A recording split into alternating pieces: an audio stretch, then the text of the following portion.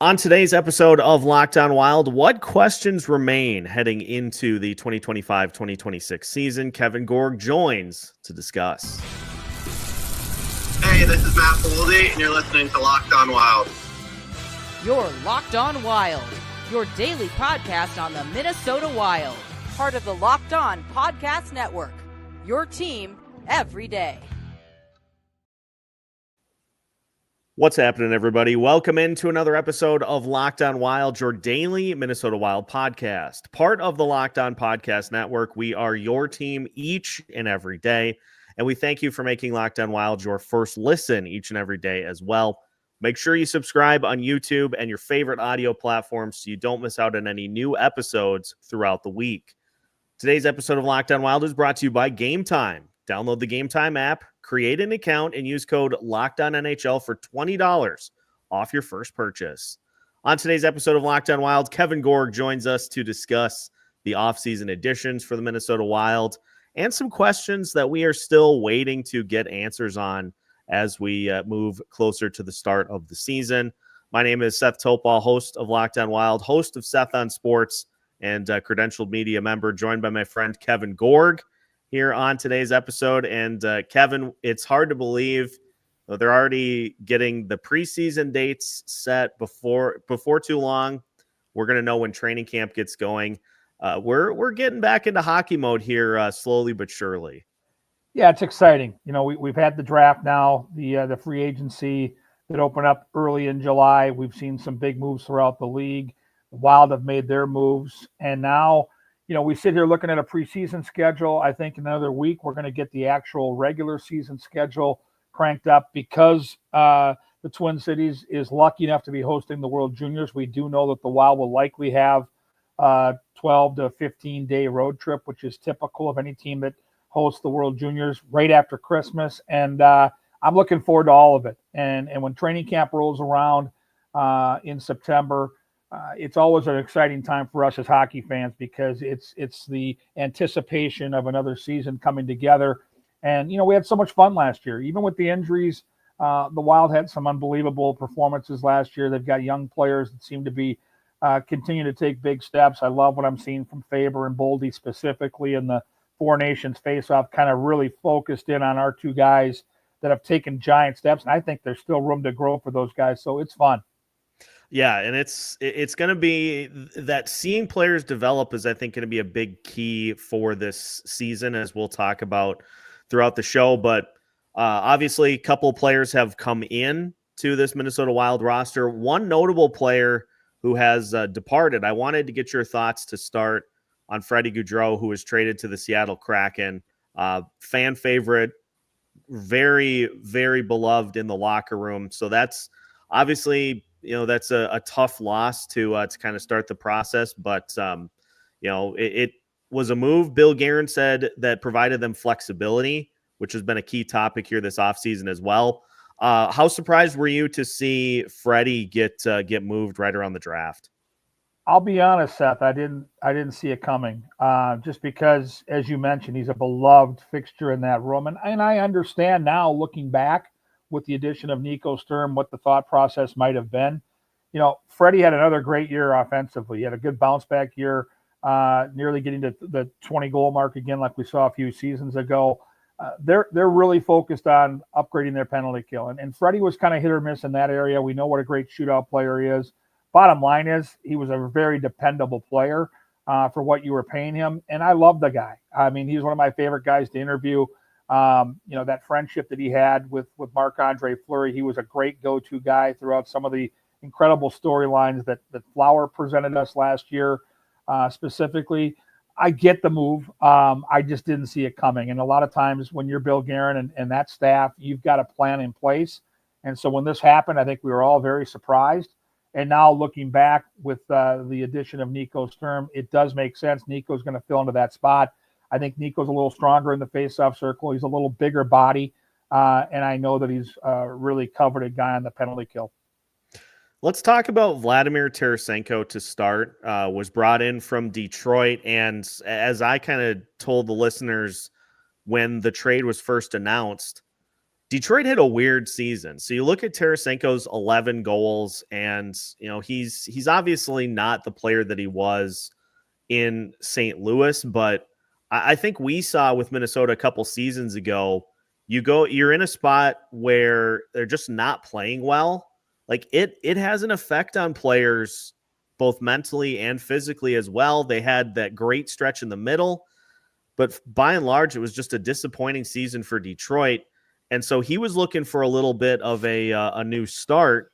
Kirill Kaprizov very on board with the move. He helped kind of ease some of the concerns, if there were any, that Tarasenko had.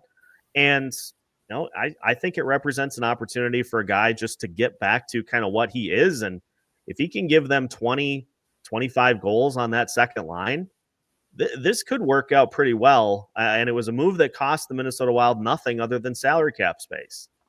Yeah, I'm with you 100%. I didn't realize Tarasenko was only 33. He's been in my nightmares as a Wild fan, what's felt like for decades, right? I mean, he's haunted this hockey team a lot like back in the day, Jerome Ginla. I think back of those St. Louis Blues years, and you turn around every single key point of the game, there's Tarasenko scoring a big goal. He still has that offensive potential, to your point. And I think if you can get to that 20-goal mark with this guy who's in a contract here, who is still only 33 years old, and has been friends with Kirill Kaprizov for a long time. The one thing I remember, whenever the Wild matched up with St. Louis or Detroit or wherever Tarasenko was, you could always bank on Tarasenko and Kaprizov connecting during pregame warmup.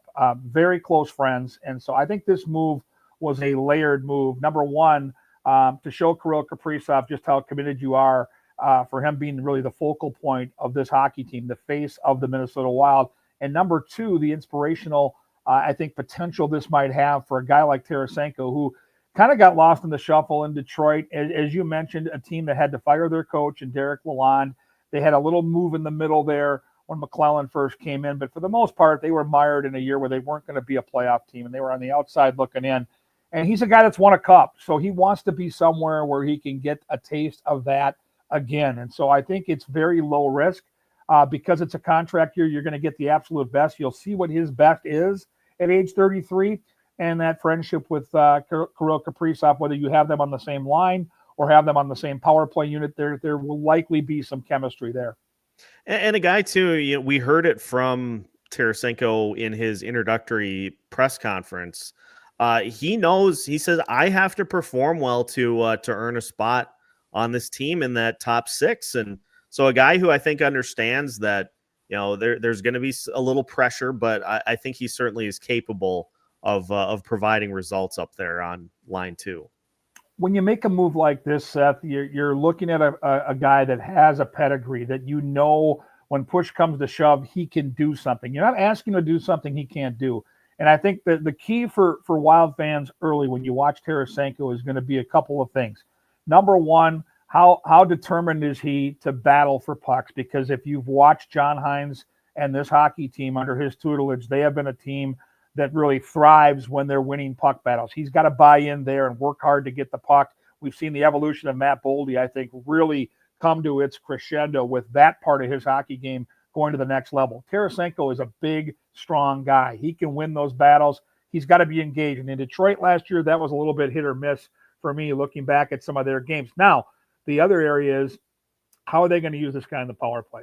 Scoring goals in this league is not easy. He is a guy that is proven in power play situations to be a consistent performer. And I think that's where you're going to see the Minnesota Wild extract the most that they can from Tarasenko. If he's going to get to that number, and we both talked about 20 or 25 goals here at the start of the show, at least half of those are going to have to come in power play situations. And for Minnesota to go from being a good team, a playoff team, to maybe the next step where they win in a round or two of the playoffs and they're a cup contender, both the penalty kill and power play have got to be more consistent. And that's one of the reasons that Nico Sturm was brought back to the organization, signing a 2-year deal. And Kevin, I thought one of the most fascinating parts about this whole thing was just listening to Nico himself talk about what he was when he first left the Minnesota Wild and kind of wanting to go out and no different than a kid going off to college. They want to go try to find themselves, try to find what they are in the league.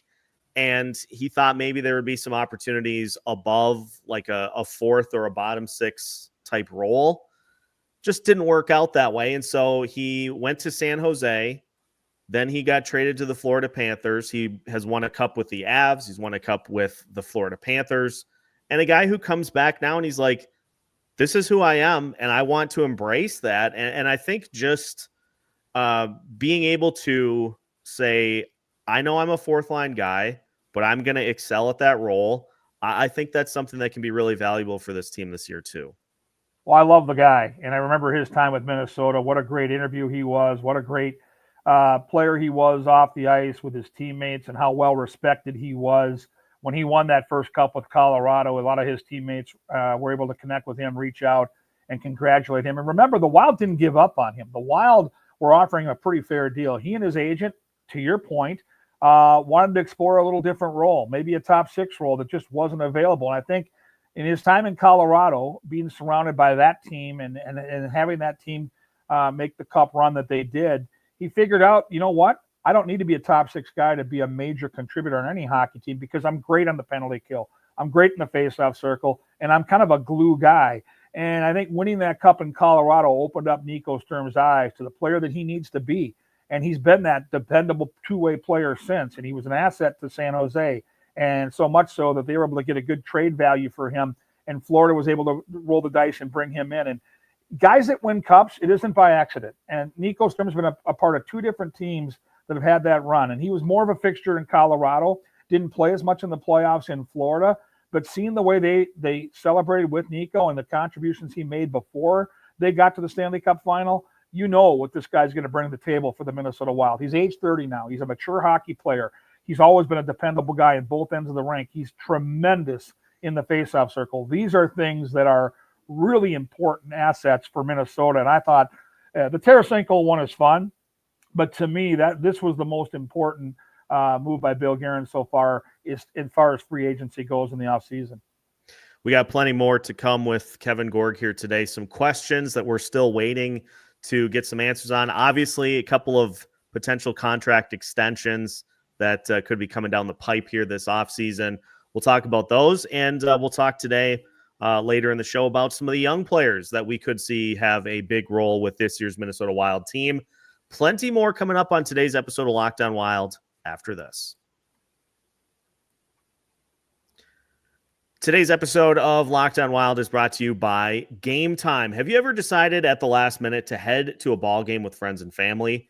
Maybe it's game day and you suddenly realize you want to be in the stands. That is exactly where Game Time comes in. It's the easiest way to grab last-minute tickets without all the added stress.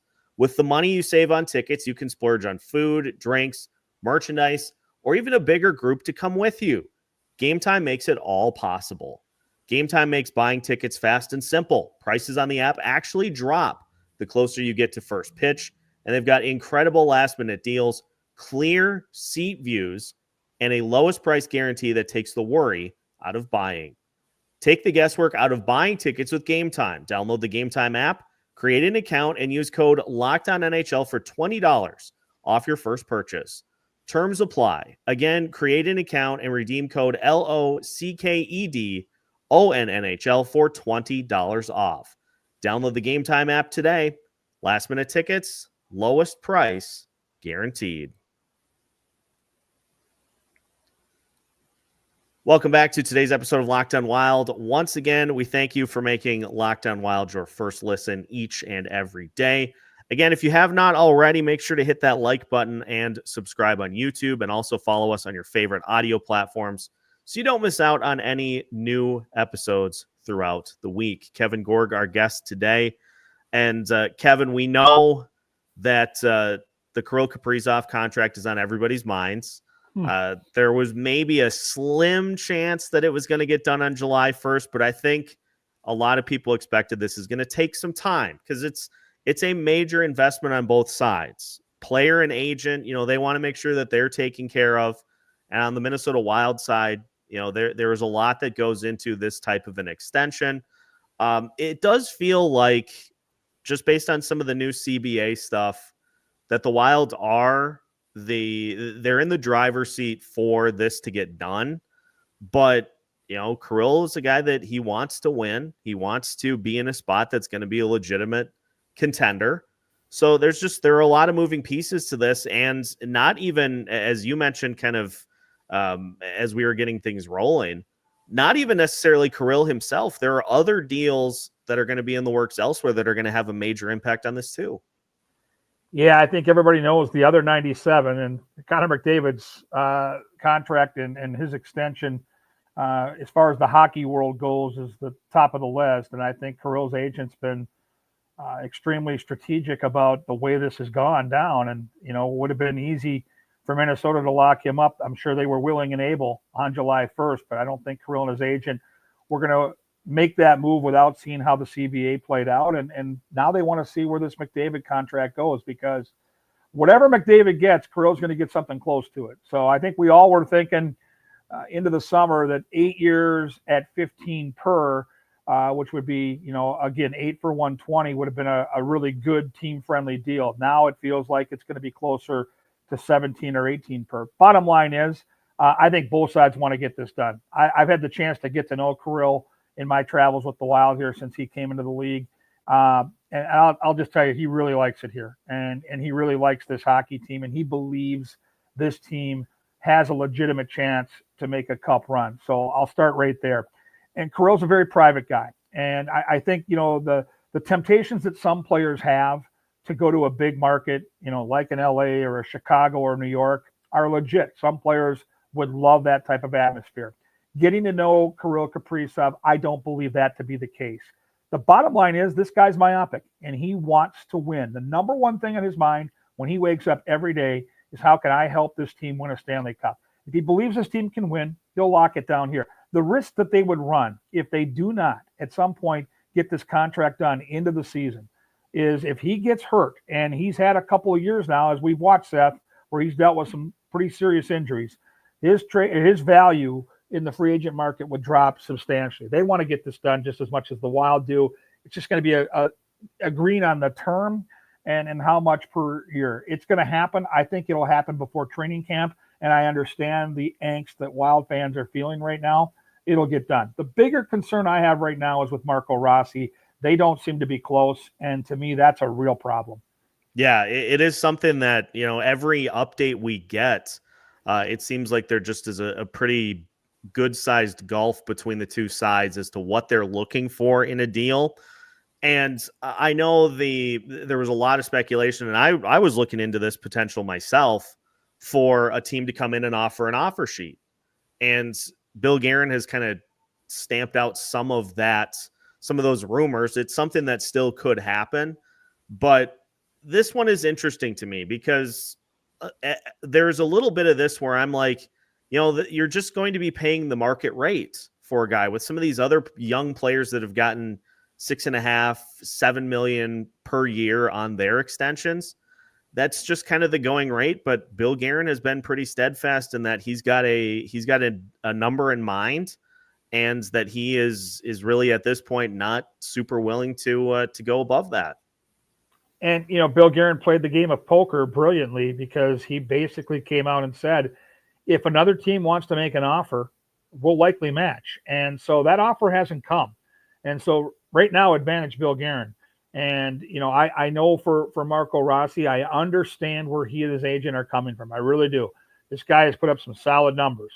But I don't believe, even with the progress we've seen from Marco Rossi, he's on par with the Matt Boldy. That may happen. He's still a player that I think is rising. He's on the come. But he has not proven to be a guy like Matt Boldy, where every time that Matt Boldy's on the ice, the opposition has to work to defend for him. I mean, he is that guy. If Kirill is the one, he's the 1A. Marco's not there yet, and they were asking for Matt Boldy type of money. And to me, I'm on Bill Guerin's side in this one. I don't think he's quite there. I think 5 for 25 was realistic. That number may have to be bumped up a notch. And what happened last year in that series against Vegas, that's where this whole disconnect started, Seth. Ryan Hartman was the better hockey player at that time. And I think if there's a place you want to criticize the Wild, maybe putting Marco on the third line and not the fourth line might have saved us some of this drama here in the offseason. But the bottom line is this: when you're involved in a series that was as tight as that one was with the Golden Knights, any coach, any GM, they're going to put the best team on the ice that gives them the absolute best chance to win those hockey games. And at that time, Ryan Hartman was that guy, and that cannot be argued. And so whether it's the third line or the fourth line, doesn't matter. Marco Rossi still showed his worth by being able to score a couple goals in that limited role on the fourth line. We know he's a damn good hockey player, but at the time, the Wild were all in on trying to win that series. And if Nyquist isn't offsides by an inch, they probably end up winning that series. I'm 100% with you on that, because you look at what we've seen from this Wild team over these first round exits, is they really haven't had that defining moment in a series. Like they certainly have gained the upper hand early against Dallas. They go up 2-1. They were up 2-1 against Vegas. So they have the kind of the get the upper hand moment early, but the other team has, in every instance, regained the momentum and been able to hold it for the rest of the series. That goal by Hartman was one of those that it just felt like, had they gotten that goal, that was like the punch back against Vegas. That was the punch back. And at that point in the series, it felt like that would have been a pretty tough blow for Vegas to come back from. But like you said, offsides, and it never happened. He got reviewed twice, and it's the second review, it was just not meant to be. It was a heartbreaker for sure. And I think the psychology of what went into that next game, and I'll give Minnesota a ton of credit, because I got to tell you, I've been around this team for almost 2 decades. The emotion involved after that loss, after that review, going to the hotel, and even the next day, Seth, taking the bus to the airport and flying home, was as somber as I've seen this hockey team. And they came back in game 6 and actually played one hell of a hockey game at home in an elimination game. But if you flip that script, and if that goal counts and the Wild are able to salt away the final 65 seconds, knowing they did it with Marc-Andre Fleury, by the way, because let's not forget Gustafsson left that game with an illness, coming back home with a chance to clinch on home ice in St. Paul. I'm just going to tell you right now, I have no doubt in my mind, and it's hard to know for sure, but I think that play flipped the series completely upside down. And I will give the Wild credit, because in other first-round exits recently, specifically against St. Louis and Dallas, they got up 2-1 in the series, and they got outplayed, outworked, outsmarted in every facet of the game, and they stunk. That did not happen in this series. Every single game was down to the wire, and we know what a great team Vegas is. They're likely going to be the first or second betting choice to win the Cup this coming year. I've been tracking the numbers. Minnesota was right there with them. So I know when this team is healthy, they can compete with anybody, and I think a lot of the players in that locker room know it, which is far more important. Yeah, that's well said. We are going to get a chance to see some youth that we have been looking forward to for the last couple of seasons this year. So we'll talk a little bit about some of the young players that could make an impact on this roster as we finish today's episode of Locked On Wilds after this.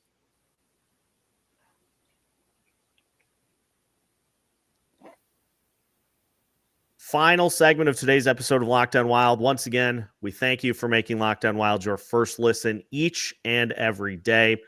Make sure to check out Kevin Gorg's podcast, Wooden Sticks, throughout the offseason as well. Had a chance to hop on myself a few weeks ago just to talk about the offseason. It was a great time, and it's just fun to – it's always fun to be on that other side. As somebody that hosts on a daily basis, getting a chance to be in the other chair is always fun. So listeners that missed it, I encourage you to go back and check it out, because a lot of what we talked about still has yet to kind of come to pass. So still very topical, still very relevant. And Kevin, youth, big theme, I feel like, for this upcoming season, because you've got this prospect pool that Judd Brackett has helped put together that's become one of the best in the NHL.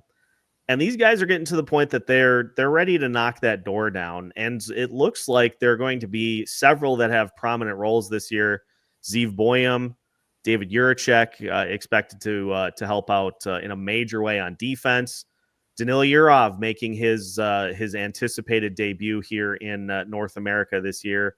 Liam Ohgren, another player who we've seen get some spot action that could factor into a position this year. And of course, Jesper Wallstedt as well. And so, we have seen spots for this team over the last couple of years where you're just thinking, boy, if those kids were just ready to go and ready to take those spots, it feels like this year there are going to be plenty of opportunities to do so. It's funny. I'm so glad this is the subject here in our final segment because, I look at Bill Guerin and I've been around him now for a handful of years. This guy's won multiple cups as a player, multiple cups as a manager, and he knows what a cup contender looks and feels like and smells like. And he also knows what types of players, especially on the younger side, that can make contributions to help a team get better. And so I was watching to see what types of moves he would make during free agency because I thought they'd be a tell on what he thought with some of these young players. And I'll start with Jesper Wallstedt.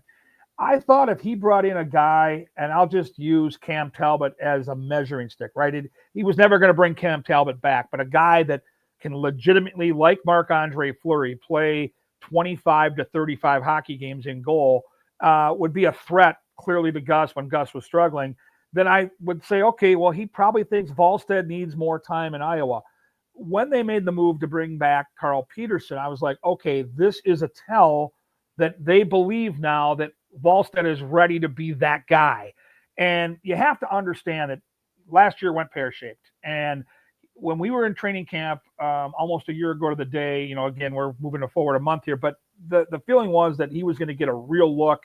And they pretty much had communicated that it was going to be a 3-man group at the top. And that didn't play out that way. And credit to Marc-Andre Fleury, he had a phenomenal year. And the Wild's hands were clearly tied. Wallstedt struggled in Iowa, wasn't healthy, had a couple of nagging injuries, lost his confidence, but now's the time. I mean, they've put their efforts into developing this kid, and Bill Guerin's not just guessing here. Like, they've done their due diligence. They have sat down and talked to that coaching staff. They have sat down and talked with their goaltending coach, and they've figured out this is the time to make that move. And by looking at what the Wild have done in the offseason, that's the commitment they're making. And I think when we come into camp, that's what's going to happen. And I think it's going to be a good situation for Jesper to take that next step because he's got all the talent in the world. You mentioned Liam Ohgren. We've been waiting because, the Wild had that incredible deal where everybody knew that Kevin Fiala wasn't going to be able to come back. We weren't going to be able to afford to pay Fiala. They make this crazy trade where they get a first-round draft pick and, oh, by the way, Brock Faber. Well, we know how the Faber thing's played out. Ohgren's that guy, and he looks like a power forward. He shoots like a power forward. He has shown hints, Seth, of being that guy. But remember, the Wild and Bill Guerin have always allowed their players to spend enough time at the American League level to get to that point. Even guys like Matt Boldy, of course, guys like Marco Rossi. This is the next guy that fits into that category. And I think they believe by not going out and getting Brock Besser, I think they believe that this is the year for a guy like Liam Ohgren. Yurov is a wild card for me. How that translates, you never really know. It's going to be an exciting player to watch during camp. And then I am all in on Jiricek. And I know I only got to watch a little bit like everybody else as far as game situations go, but watching him up close in practice, knowing just how good Andy Ness is and that side of things on the conditioning and skating side with this organization, this kid's got so much potential. And I really believe this is just a huge opportunity for Jiricek to step in and be that guy this year.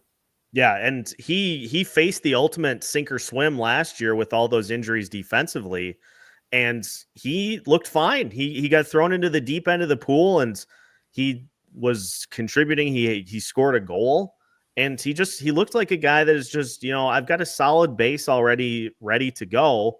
And yeah, there may be some points during the year where there are growing pains, but he just looked like somebody that looked the part. And I think we talk about the analytics and all that stuff all the time. I feel like just looking the part is a huge part of what it takes to be successful at the NHL level. And having Jiricek look the part, having Liam Ohgren look the part, that speaks to where they're at in their process and what they can offer to this team. That's how teams can take a big step. It's got to be from within. I mean, the free agency thing is cool, and you can add a player here and there, and they can make, again, Mitch Marner is going to make an impact in Vegas. There's no doubt about that. I get it. But bottom line is, if you're going to be a consistent performer in this league, you've got to develop your young talent. The Wild have a handful of guys we're talking about right now, and we haven't really broach the subject of the elephant in the room, Zeev Buium. We watched the playoffs, and listen, he was 19 years old. He had just finished his college season with Denver. Brock Faber probably spoiled everybody in terms of Wild fans with making that transition look far easier than it will ever be for any defenseman. Brock Faber broke the mold. That's never going to happen again. What I can tell you is this. Wild players, veteran players like Marcus Foligno, Matt Zuccarello, who have seen all kinds of talent, practiced with this guy for the better part of a month. And when the cameras weren't on and you were talking to them in the lobby of the hotel, or when I bumped into them walking to the bus after a morning skate or a practice, these guys are like, oh my God, this guy has unbelievable talent. These guys don't get blown away by kids. Like, they're like, listen, we're NHL guys. Someone's got to be extraordinary to turn our heads. And I'm just going to tell you, to a man, Marc-Andre Fleury, the guys I just mentioned, they're all saying the same thing. We saw a glimmer of that at the World Championships. Now the offseason's here. He's been asked to put on 10 to 15 pounds of muscle. He's been given a program to do just that. And remember, when he gets back out there in training camp and has time to really figure out the system, get to know his teammates, build that chemistry, just get comfortable. He never had a chance to get comfortable last year. An incredibly hard situation, and he struggled. He absolutely struggled. We all saw it. We all know what we saw. We're not fooling anybody here. He'll be a completely different hockey player this year, and I think he'll get better, Seth, month by month. He still won't be the complete player in October when the season starts, but watch the progress as the season plays out, and I just think this kid is a remarkably skilled and gifted young man, and he's just 20 years old, and it's great that the Wild rolled the dice because I think he's going to be a power play fixture, an offensive weapon on the blue line for decades to come. I mean, this guy's that player.